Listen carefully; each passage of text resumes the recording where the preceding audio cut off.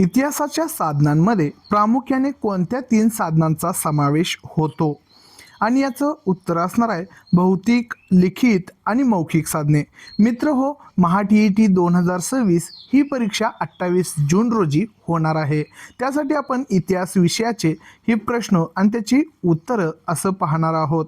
हे सर्व प्रश्न वन लाईनर असणार आहेत, जेणेकरून आपल्याला अभ्यासासाठी उपयोगी पडतील. चला तर पुढच्या प्रश्नाकडे वळूयात. आधुनिक तंत्रज्ञानावर आधारित इतिहासाची साधने कोणती आहेत?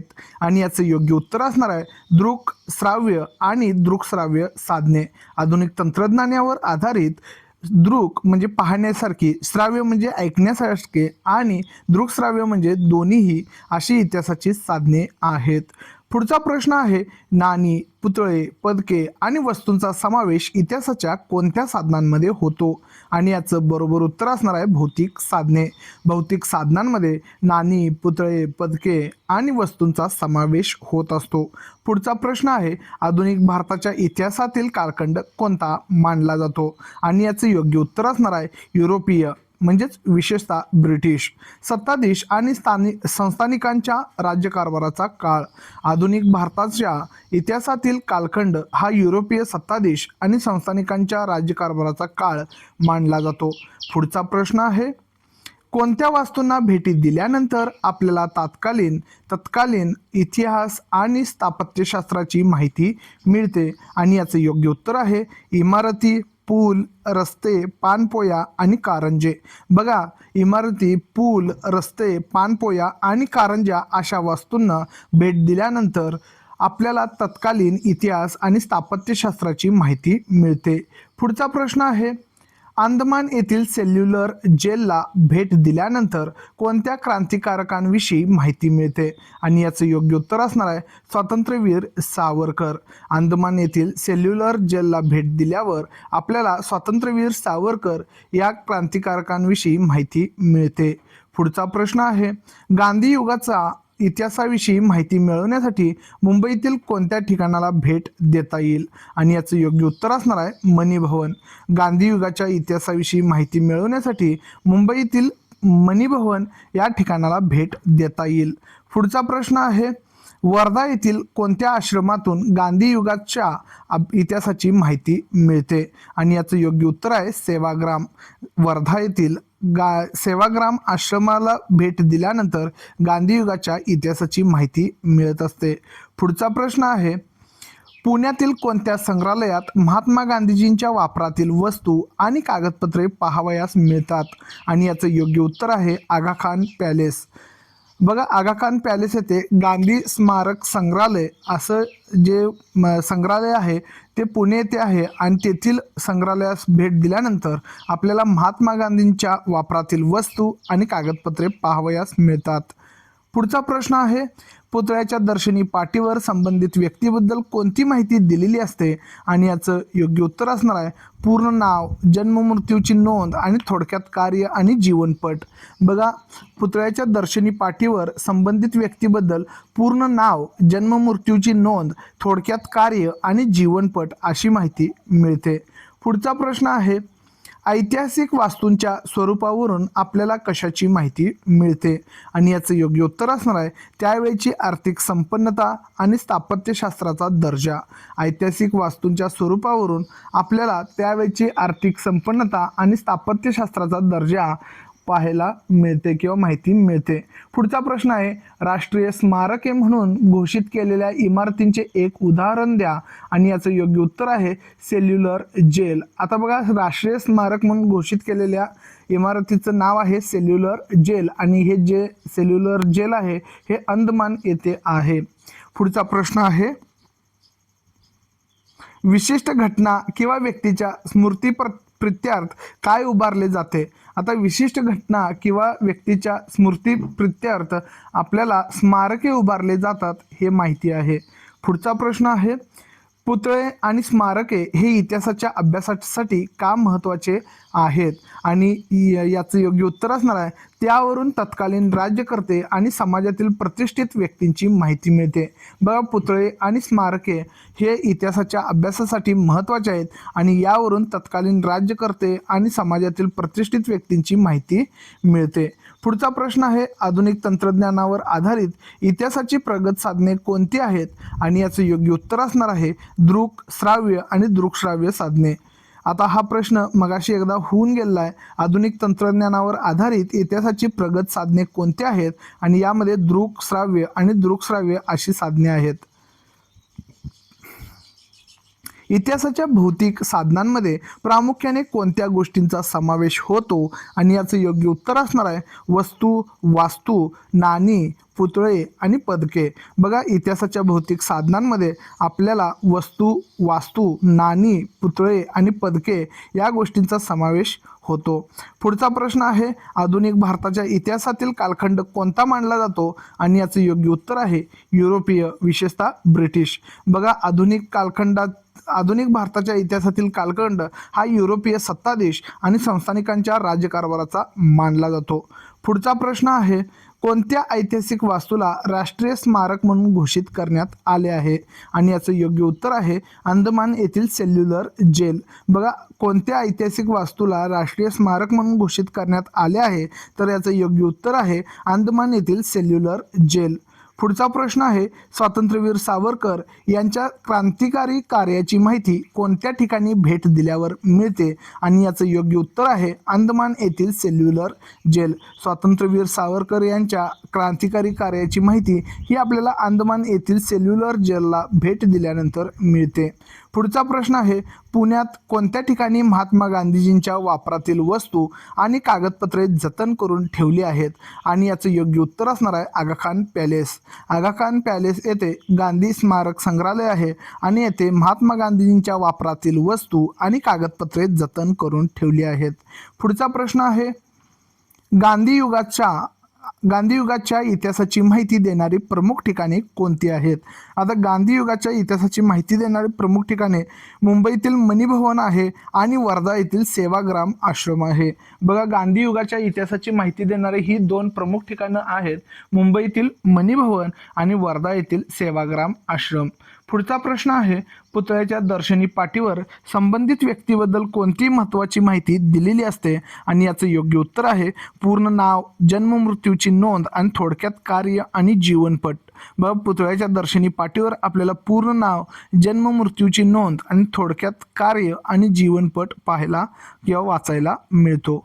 पुढचा प्रश्न आहे, इतिहासाच्या लिखित साधनांमध्ये कोणत्या प्रमुख बाबींचा समावेश होतो? आणि याचं योग्य उत्तर असणार आहे वृत्तपत्रे, नियतकालिके, रोजनिशी, ग्रंथ, पत्रव्यवहार, परदेशी व्यक्तींच्या नोंदी, फॅक्टरी रेकॉर्ड्स आणि आत्मचरित्रे.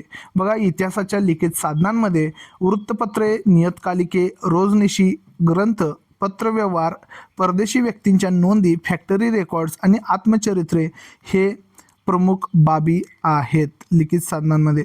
पुढचा प्रश्न आहे, स्वातंत्र्यपूर्व काळात लोकजागृतीचे माध्यम ठरलेली प्रमुख वृत्तपत्रे कोणती? आणि याचं योग्य उत्तर आहे ज्ञानोदय, ज्ञानप्रकाश, केसरी, दिनबंधू, अमृतबाजार पत्रिका. बघा, स्वातंत्र्यपूर्व काळामध्ये लोकजागृतीचे माध्यम ठरलेले प्रमुख वृत्तपत्रे म्हणजे ज्ञानोदय, ज्ञानप्रकाश, केसरी, दिनबंधू आणि अमृतबाजार पत्रिका ही आहेत. पुढचा प्रश्न आहे, विष्णूशास्त्री चिपळूणकर यांनी कोणत्या मासिकातून सामाजिक आणि सांस्कृतिक विषयावर भाष्य केले? आणि याचं योग्य उत्तर असणार आहे निबंधमाला. विष्णूशास्त्री चिपळूणकर यांनी निबंधमाला या मासिकातून सामाजिक आणि सांस्कृतिक विषयांवर भाष्य केले. पुढचा प्रश्न आहे, गोपाळ हरी देशमुख म्हणजेच लोकहितवादी यांनी कोणत्या साप्ताहिकातून शतपत्रे लिहिली? बघा, गोपाळ हरी देशमुख म्हणजेच लोकहितवादी यांनी प्रभाकर नावाच्या साप्ताहिकातून शतपत्रे लिहिली होती.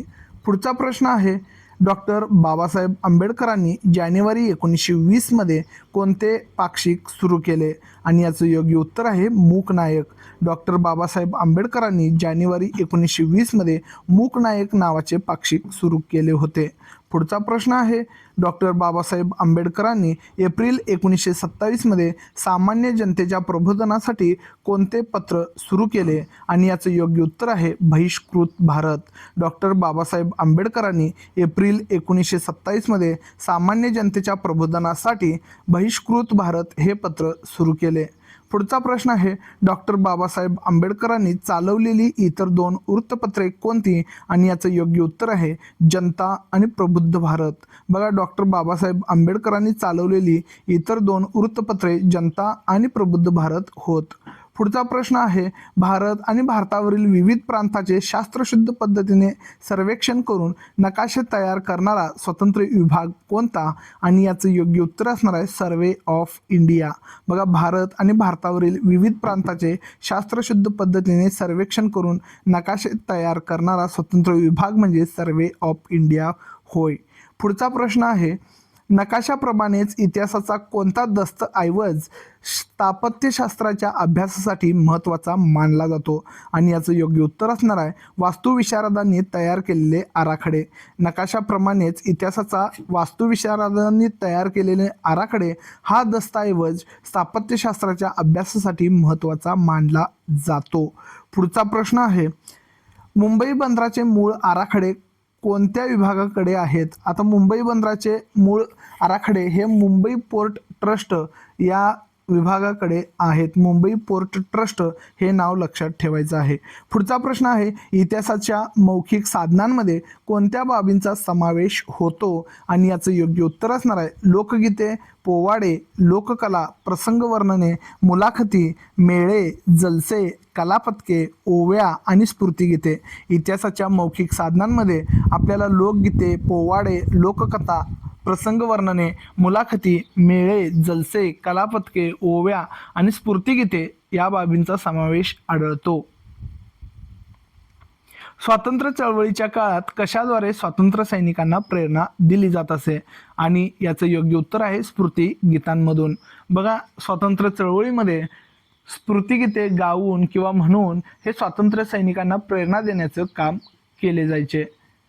पोवाड्यांच्या माध्यमातून कोणत्या ऐतिहासिक घटनांची माहिती मिळते? आणि याचं योग्य उत्तर आहे 1857च्या स्वातंत्र्य लढा आणि विविध क्रांतिकारकांचे पराक्रम. बघा, पोवाड्यांच्या माध्यमातून 1857चा स्वातंत्र्य लढा आणि विविध क्रांतिकारकांचे पराक्रम अशा ऐतिहासिक घटनांची माहिती मिळते. पुढचा प्रश्न आहे, सत्यशोधक समाजाने पोवाड्याच्या माध्यमातून कोणाची जागृती केली? आणि याचं योग्य उत्तर आहे शोषित वर्गाची जागृती. आता सत्यशोधक समाजाने पोवाड्यांच्या माध्यमातून शोषित वर्गाची जागृती केलेली होती. पुढचा प्रश्न आहे, कोणत्या ऐतिहासिक लढ्यावर आधारित पोवाड्यांची रचना केलेली आहे? आणि याचं योग्य उत्तर आहे संयुक्त महाराष्ट्राचा लढा. बघा, संयुक्त महाराष्ट्राचा लढा या ऐतिहासिक लढ्यावर आधारित पोवाड्यांची रचना केलेली आहे. पुढचा प्रश्न आहे, इतिहासाची दृक स्वरूपाची साधने कोणती आहेत? आणि याचं योग्य उत्तर असणार आहे छायाचित्रे म्हणजेच फोटोग्राफ्स. बघा, इतिहासाची दृक म्हणजे पाहण्याची अशा स्वरूपाची साधने जी आहेत ती छायाचित्रे आहेत. पुढचा प्रश्न आहे, छायाचित्रांमुळे आपल्याला कोणती माहिती दृश्य स्वरूपात मिळते? आणि याचं योग्य उत्तर आहे व्यक्ती, घटना, वस्तू व वास्तू अशा जशा होत्या आणि जशा घडल्या त्याची अधिक विश्वसनीय माहिती मिळते. बघा, छायाचित्रांमुळे आपल्याला व्यक्ती, घटना, वस्तू व वास्तू जशा होत्या किंवा जशा घडल्या याची अधिक विश्वसनीय माहिती मिळते. पुढचा प्रश्न आहे, मध्ययुगीन काळातील चित्रांपेक्षा आधुनिक काळातील छायाचित्रे अधिक विश्वसनीय का मानली जातात? आणि याचं योग्य उत्तर असणार आहे कारण छायाचित्रे ही प्रत्यक्ष वस्तू किंवा घटनेचा आरसा असतात, तर ही चित्रे कल्पनेवर आधारित असू शकतात. बघा, मध्ययुगीन काळातील चित्रे जी आहेत हे कल्पनेवर आधारित असू शकतात. मात्र मध्ययुगात आधुनिक काळामध्ये छायाचित्रे जी काढण्यात आलेली आहेत ती प्रत्यक्ष वस्तू किंवा घटनेचा आरसा आहेत. जशा घडल्या किंवा जशा आहेत ते दाखवण्याचा प्रयत्न छायाचित्रे करत असतात. पुढचा प्रश्न आहे, इतिहासाची श्राव्य स्वरूपाची साधने कोणती आहेत? आणि याचं योग्य उत्तर आहे ध्वनी ध्वनिमुद्रिते म्हणजेच रेकॉर्ड्स. बघा, इतिहासाची श्राव्य म्हणजे ऐकायच्या स्वरूपातील जी साधने आहेत ते ध्वनिमुद्रिते म्हणजे रेकॉर्ड्स आहेत, ज्यामध्ये बोलणं रेकॉर्ड करून ठेवलेलं असतं. स्वतः रवींद्रनाथ टागोरांनी गायलेले कोणते गीत श्राव्य साधन म्हणून वापरले जाते? आणि याचं योग्य उत्तर आहे जनगण मन हे राष्ट्रगीत. बघा, जनगण मन हे जे राष्ट्रगीत आहे हे रवींद्रनाथ टागोरांनी स्वतः गायलेलं होतं आणि हे श्राव्य साधन म्हणून वापरलं जातं. पुढचा प्रश्न आहे, कोणाची भाषणे इतिहासाच्या अभ्यासात श्राव्य साधने म्हणून महत्त्वाची आहेत? आणि याचं योग्य उत्तर आहे सुभाषचंद्र बोस आणि इतर महत्त्वाच्या नेत्यांची भाषणे. बघा, इतिहासाच्या अभ्यासात श्राव्य साधने म्हणून सुभाषचंद्र बोस आणि इतर महत्त्वाच्या नेत्यांची भाषणे श्राव्य साधन म्हणून आपण महत्त्वाचे आहेत, आपल्यासाठी महत्त्वाची आहेत. पुढचा प्रश्न आहे, तंत्रज्ञानाच्या विकासामुळे निर्माण झालेली प्रगत साधने कोणती? आणि याचं योग्य उत्तर आहे छायाचित्रे, ध्वनिमुद्रिते आणि चित्रपट. तंत्रज्ञानाच्या विकासामुळे निर्माण झालेली प्रगत साधने म्हणजेच छायाचित्रे, ध्वनिमुद्रिते आणि चित्रपट आहेत. पुढचा प्रश्न आहे, 20व्या शतकातील आधुनिक तंत्रज्ञानाचा एक आगळा आविष्कार कशाला मानले जाते? आणि याचं योग्य उत्तर आहे चित्रपट. 20व्या शतकातील आधुनिक तंत्रज्ञानाचा एक आगळा आविष्कार म्हणजे चित्रपट होय. पुढचा प्रश्न आहे, भारतीय चित्रपट सृष्टीची मुहूर्तमेढ कोणी रोवली? आणि याचं योग्य उत्तर असणार आहे दादासाहेब फाळके. भारतीय चित्रपट सृष्टीची मुहूर्तमेढ जी आहे ती दादासाहेब फाळके यांनी रोवली होती. पुढचा प्रश्न आहे, भारतीय चित्रपट सृष्टीची मुहूर्तमेढ कोणत्या वर्षी रोवली गेली? आणि याचं योग्य उत्तर असणार आहे इसवी सन 1913. इसवी सन 1913 मध्ये भारतीय चित्रपट सृष्टीची मुहूर्तमेढ रोवली गेली होती. पुढचा प्रश्न आहे, कोणत्या ऐतिहासिक प्रसंगाच्या ध्वनिचित्रपटी आज उपलब्ध आहेत? आणि याचं योग्य उत्तर आहे दांडी यात्रा, मिठाचा सत्याग्रह आणि चले जाव आंदोलन. बघा, ऐतिहासिक प्रसंगाच्या ध्वनिचित्रपटी म्हणजे फिल्म्स आज उपलब्ध आहेत, तर दांडी यात्रा, मिठाचा सत्याग्रह आणि चले जाव आंदोलन हे आज देखील उपलब्ध आहेत. पुढचा प्रश्न आहे, इतिहासाच्या कोणत्या साधनांमुळे घडलेली घटना आपल्याला जशीच्या तशी पाहायला मिळते? आणि याचं योग्य उत्तर आहे चित्रफिती किंवा व्हिडिओ म्हणजे चित्रपट. बघा, इतिहासाच्या जे चित्रफिती हे साधन आहे हे जशीच्या तशी आपल्याला पाहायला मिळत आहे. प्राचीन आणि मध्ययुगीन काळाच्या तुलनेत आधुनिक भारताच्या इतिहासाच्या अभ्यासासाठी साधनांची उपलब्धता कशी आहे? आणि याचं योग्य उत्तर असणार आहे विपुल प्रमाणात आणि विविध प्रकारची साधने उपलब्ध आहेत. प्राचीन आणि आधुनिक काळाच्या तुलनेत आधुनिक भारताच्या इतिहासाच्या अभ्यासाची साधने उपलब्धता ही विपुल प्रमाणात आहे आणि विविध प्रकारची साधने उपलब्ध आहेत. पुढचा प्रश्न आहे, लिखित साधनांचा वापर करताना कोणत्या गोष्टींची खात्री करून घेणे आवश्यक आहे? आणि याचं योग्य उत्तर असणार आहे तो विचार कोणत्या विचारांनी प्रेरित आहे आणि साधनकर्त्याचा दृष्टिकोन काय आहे. बघा, लिखित साधनांचा वापर करताना तो विचार कोणत्या विचारांनी प्रेरित आहे आणि साधनकर्त्याचा दृष्टिकोन काय आहे हे या गोष्टींची खात्री करून घेणे आवश्यक आहे. पुढचा प्रश्न आहे, ऐतिहासिक साधनांचे जतन केल्यामुळे काय साध्य होते? आणि याचं योग्य उत्तर आहे इतिहासाचा समृद्ध वारसा भावी पिढ्यांकडे सोपवता येतो. ऐतिहासिक साधनांचे जतन केल्यामुळे इतिहासाचा समृद्ध वारसा भावी पिढ्यांकडे सोपवता येतो. पुढचा प्रश्न आहे, इतिहासाच्या साधनांमधील कोणती साधने आधुनिक तंत्रज्ञानावर आधारित आहेत? आणि याचं योग्य उत्तर आहे दृकश्राव्य साधने. इतिहासाच्या साधनांमधील दृकश्राव्य साधने हे आधुनिक तंत्रज्ञानावर आधारित आहेत. पुढचा प्रश्न आहे, पुण्यातील कोणत्या संग्रहालयात गांधीजींच्या इतिहासाविषयी माहिती मिळते? आणि याचं योग्य उत्तर आहे आगाखान पॅलेस. बघा, पुण्यातील आगाखान पॅलेस या संग्रहालयात गांधीजींच्या इतिहासाविषयी माहिती मिळते. पुढचा प्रश्न आहे, चित्रफिती या आधुनिक भारताच्या इतिहासाच्या अभ्यासात कोणत्या प्रकारची साधने मानली जातात? आणि याचं योग्य उत्तर आहे अतिशय विश्वसनीय साधने. बघा, चित्रफिती या आधुनिक भारताच्या इतिहासाच्या अभ्यासात अतिशय विश्वसनीय साधने मानली जातात. मित्रो, हा व्हिडिओ येथे संपलेला आहे. असेच प्रश्न आणि त्याची उत्तरं पाहण्यासाठी आपल्या चॅनलवर भरपूर व्हिडिओज अपलोड करण्यात आलेले आहेत. तुम्ही नक्की पाहू शकता. तुम्हाला हा व्हिडिओ कसा वाटला कमेंट करायला विसरू नका आणि सबस्क्राईब देखील करा.